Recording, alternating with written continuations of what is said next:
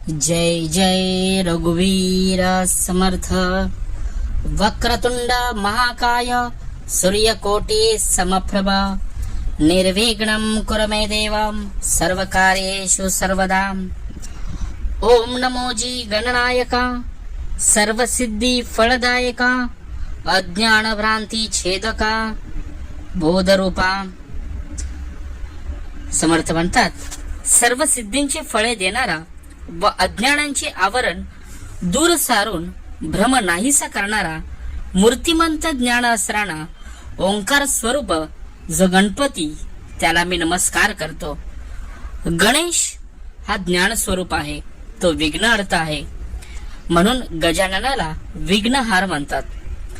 जगात ज्याला कोणी नाही त्याला तो आश्रयस्थान आहे। ब्रह्मा विष्णू महेश त्याला नमस्कार करतात। जगातील उत्तमाचा तो साठा आहे। श्री गणेशाच्या सगुण रूपाची शोभा विलक्षण आहे। याचे वर्णन समर्थांनी फार सुंदर केले आहे।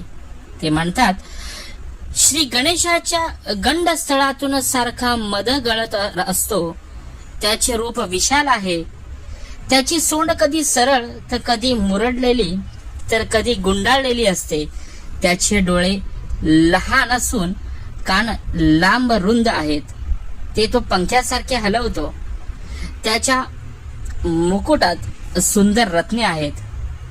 गणाधीश जो ईश सर्वा गुणांचा मुळारंभ आरंभ तो निर्गुणांचा।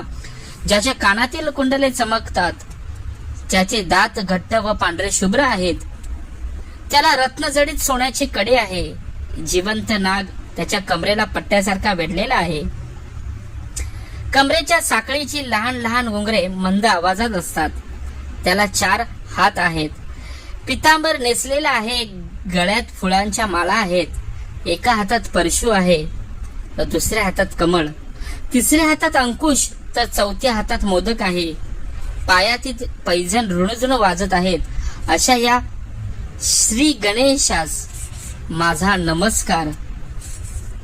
पुढे समर्थांनी एक अजून एक ओवी दिली आहे दासबोधांमध्ये।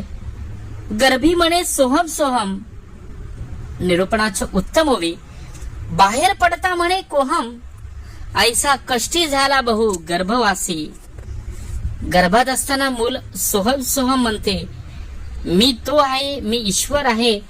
तेव्हा जीवाला आत्मबुद्धी असते, स्वस्वरूपाची जाणीव असते। बाहेर पडताच ते म्हणू लागते कोहम कोहम म्हणजे मी कोण आहे। जेव्हा जीवाला देहबुद्धी येते तेव्हा सस्वरूपाची जाणीव नाहीशी होते। गर्भाशयात पाणी पुष्कळ यातना भोगतो। समर्थ म्हणतात गर्भामध्ये जीव दुःखाने दडपला होता। मोठ्या कष्टाने एकदा बाहेर आला, पण बाहेर आल्याबरोबर लगेच गर्भवासाच्या यातना विसरून गेला। त्याचे मन शून्याकार झाले, मनाचे व्यापार थांबले। त्याला पूर्वीचे स्मरण उरले नाही। अज्ञानाचे आवरण आल्याने तो भ्रांत झाला, तो विकारी झाला। त्याला सुख दुःखाचे हेलकावे बसू लागले।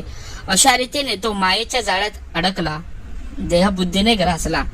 या गर्भवासाच्या यातनातून सुटण्यासाठी भगवंताला शरण जावे हेच उत्तम। तो भगवंताचा भक्त असतो, तो जन्मापासून मुक्त असतो। त्याला पुन्हा जन्म येत नाही, तो पुन्हा मृत्यूच्या फेऱ्यातून कायमचा सुटतो।